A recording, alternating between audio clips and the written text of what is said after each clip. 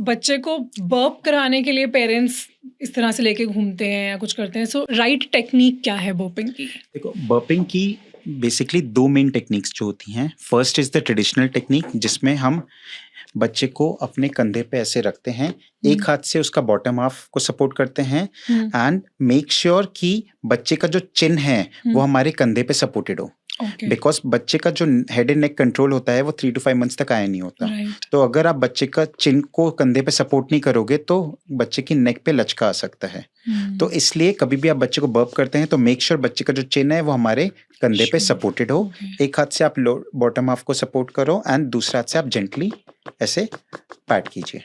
ठीक है, make sure कि आप बहुत जोर से ना करें। ठीक है, it should be very gentle. Second technique जो होती है बर्पिंग की, इट इज आप बच्चे को अपने थाइस पे रखिए, ऐसे बिठाइए, एक हाथ से इन अ सी शेप बच्चे की लोअर जॉ को या चिन को आप सपोर्ट कीजिए क्योंकि अभी हेड एंड नेक कंट्रोल आया नहीं है पूरा, एंड दूसरे हाथ से जेंटली ऐसे पैट कीजिए।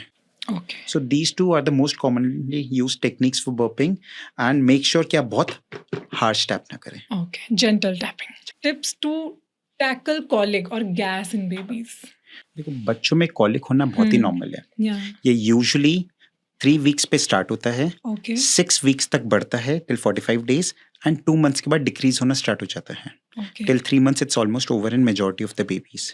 तो कॉलिक में क्या होता है, बच्चे ऐंठेंगे, जोर लगाएंगे, ऐसे लगाएंगे कि सुसु पॉटी करने से पहले बहुत दर्द हो रहा हो, चेहरा लाल हो जाएगा। तो parents need to realise it is normal. उनके लिए फर्स्ट टाइम सेंसेशन है कि पॉटी पास हो रही है। हमारी तरह ऐसा नहीं है कि वो पॉटी सीट पे गए, प्रेशर आया, पॉटी कर दी। तो उनको पॉटी करने से पहले वो प्रेशर लगाना पड़ता है, which is completely normal. Colic is something जब बच्चा नॉन स्टॉप रो रहा हो for few hours, then we label it as colic. ठीक है, एंड कॉलिक को टैकल करने के लिए क्या क्या करना है, फर्स्ट इज जब भी बच्चे को आप फीड करते हैं तो मेक श्योर आप उसको एटलीस्ट 20 to 30 मिनट्स तक बर्प कीजिए। ये नहीं कि आपने दूध पिलाया और तुरंत लिटा दिया। सेकेंडली, जब भी आप बच्चे को फीड करते हैं तो मेक श्योर आप लिटा के फीड ना करें इनिशियली, आप उसका सर थोड़ा ऊंचा करके फीड कीजिए, उससे थोड़ा सा गैस्ट्रिक इश्यूज कम रहते हैं। थर्ड, बच्चे को टमी टाइम दीजिए।